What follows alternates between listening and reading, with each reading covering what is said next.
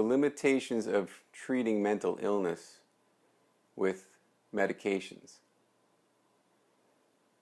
Why does treating mental illness with medications usually lead to the person being dependent on the medications for life? It's because the medications are treating the thoughts of the person, but not treating the entire person. This is the difference. See, when we take a medication, it's kind of like drinking alcohol or taking another type of drug. What it does is it affects the mind. Now, what's causing the suffering of the human? It's their thoughts. They're thinking to themselves. They're saying things to themselves. Just like I'm saying to you right now, but they're not saying it out loud. They're saying it to themselves and hearing it in their mind and believing it. This is what's causing all their suffering. These thoughts could even be visual, which are also extremely powerful. And then the person gets lost in an immersion of visual and auditory thought processes that consumes them and causes immense suffering.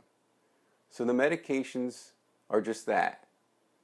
They can numb the mind, but then the patient has to keep taking the medications, just like someone that has to drink alcohol to cope with their problem, or just like someone that takes other drugs to cope with their problems.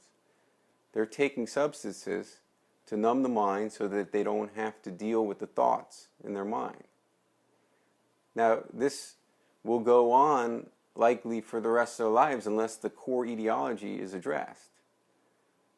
So what's the core etiology of this, of all these thinking processes? Well, the way out is to know ourselves beyond our minds. And this is something that modern medicine has not yet quite addressed. So to know ourselves outside our minds means to rediscover ourselves outside of just that, our minds. And we do that by feeling. A lot of the mind constructs that are made are a subconscious attempt to escape from feeling within ourselves. This could date back to even childhood, or if we've had our heart broken before. We don't want to re-experience certain sensations within ourselves, and subconsciously we start to think to ourselves, I don't want to go there anymore. We get caught in these mind constructs, and then we avoid feeling again.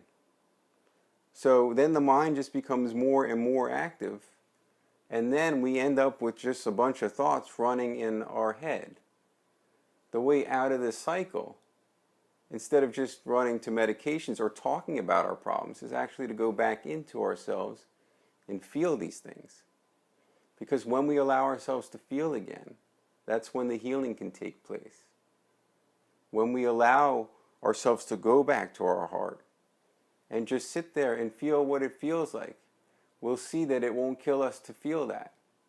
That it actually starts to heal us, and it starts to break up that mind construct that keeps going in circles saying, I don't want to get hurt again, or I don't like what that person did to me, or all these other ideas that just go around in circles all day.